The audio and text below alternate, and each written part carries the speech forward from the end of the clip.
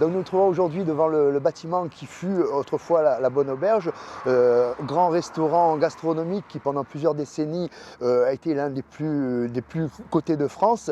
Et nous allons vous raconter son histoire au travers de témoignages en la personne de Jean-Gabriel Wolf, descendant de la famille Baudouin qui a fondé la Bonne Auberge. Puis nous rencontrerons Rina Palermo qui a fait toute sa carrière et vous contera des anecdotes au travers des personnalités et de nombreuses personnes qui ont fréquenté ce restaurant. Voilà, et donc nous allons les rencontrer.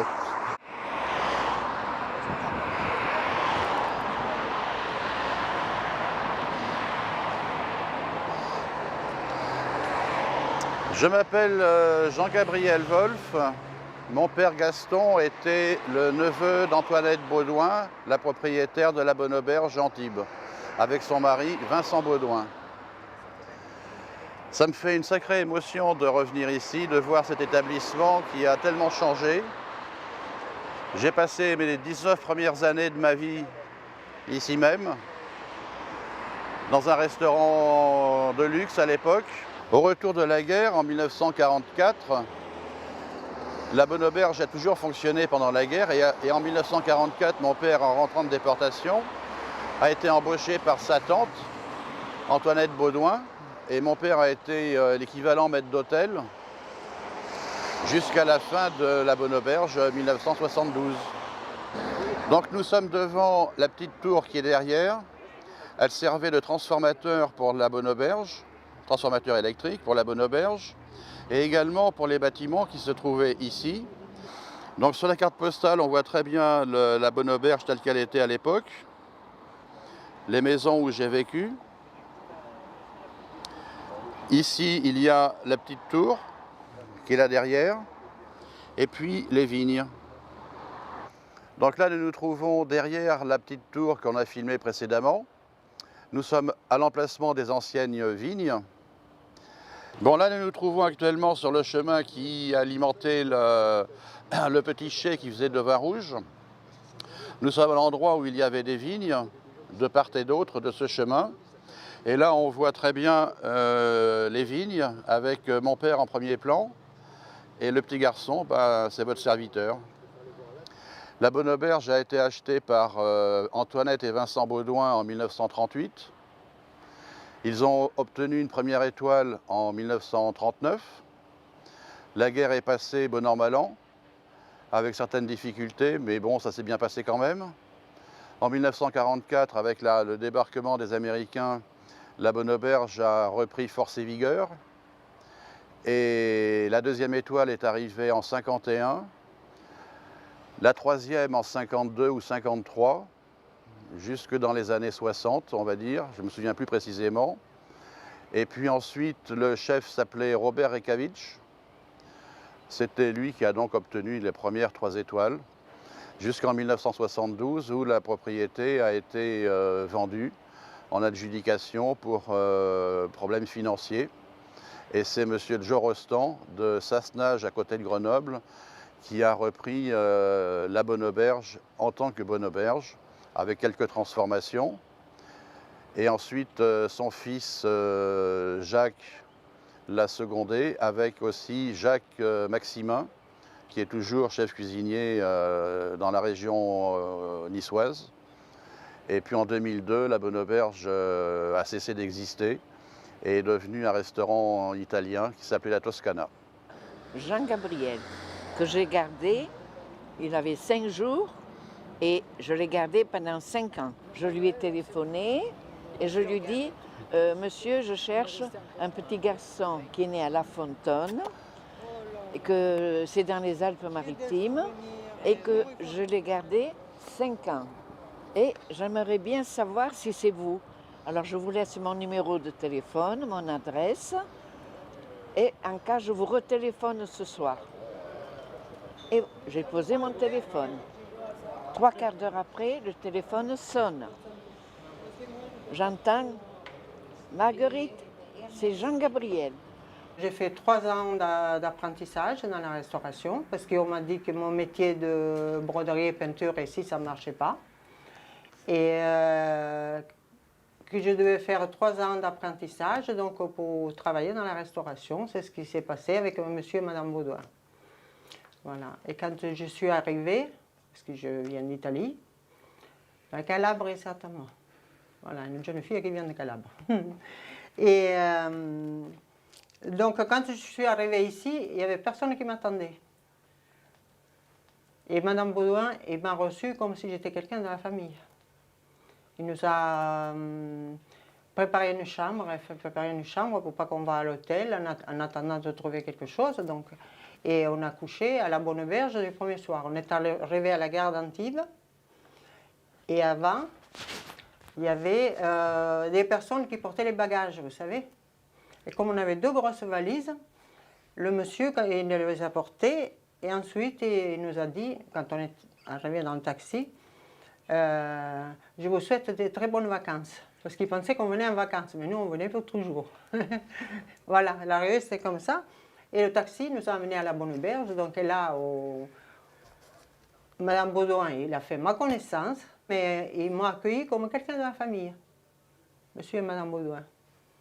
Voilà, et c'est là, après, qu'on a parlé. Donc il m'a dit, il faut faire 3 ans d'apprentissage pour apprendre le métier, et puis vous pouvez faire dans la restauration. J'ai commencé comme ça.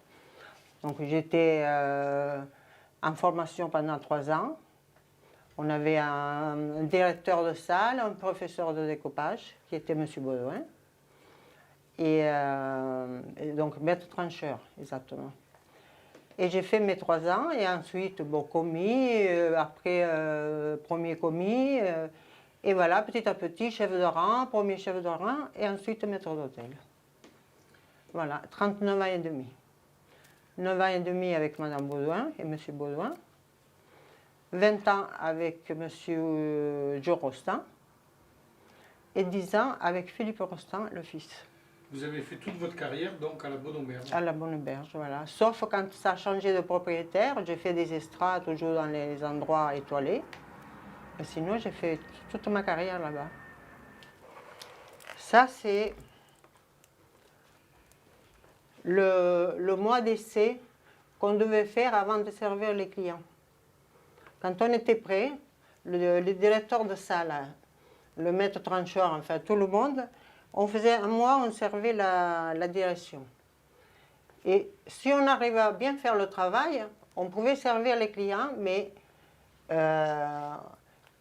Madame Baudouin ou Monsieur Baudouin ou les autres, ils devaient demander l'autorisation. Si on pouvait servir parce que c'était notre premier service. Et j'ai eu de la chance, les premiers clients qu'on a demandé, ils ont dit oui. Et pendant des années, ils m'ont dit, vous êtes rouge comme une tomate, mais vous n'avez pas loupé votre découpage. Donc vous avez rencontré des clients illustres comme Claudio Cardinal, et ça c'est son metteur en scène. Et quand ils sont venus, donc il y avait la police, c'était tout bloqué.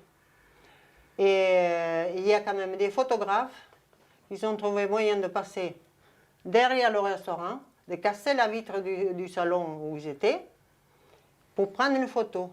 Et le metteur en scène, il s'est levé, il s'est mis devant, et il m'appelle, il me dit, Madame, est-ce que vous pouvez prendre le gilet de Madame au vestiaire, s'il vous plaît?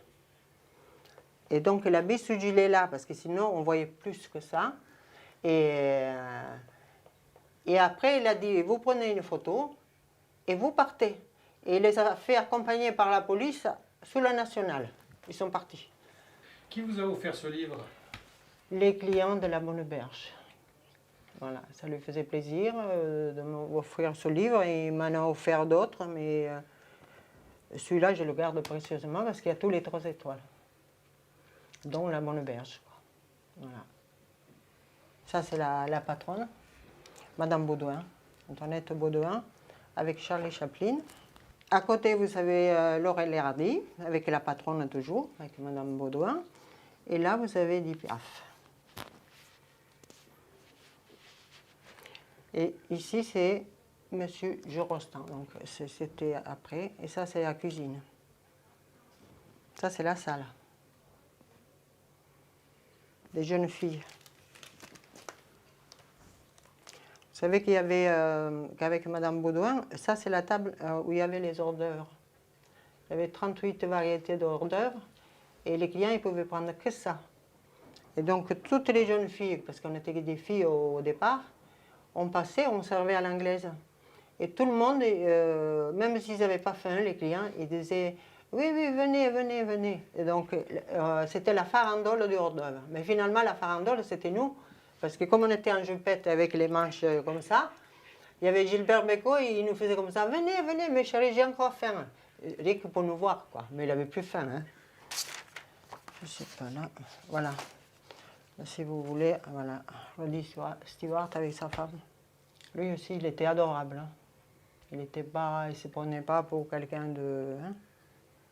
Belmondo, Jean-Marie et tout, et les Beatles, David Carradine, Michael Brandon. Hein. Il y a tellement de noms que...